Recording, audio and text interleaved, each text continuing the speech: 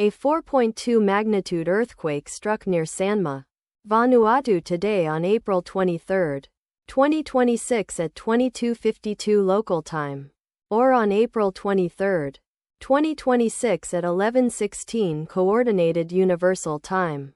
As reported by the Volcano Discovery on its website, the earthquake was located at an intermediate depth of 87.0 kilometers below the surface, at coordinates latitude -15.22 and longitude 167.46.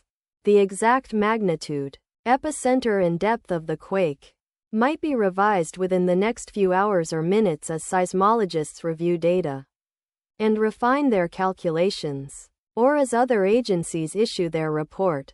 Towns or cities near the epicenter include Luganville, Sanma, located 44 kilometers, or about 27.3 miles from epicenter.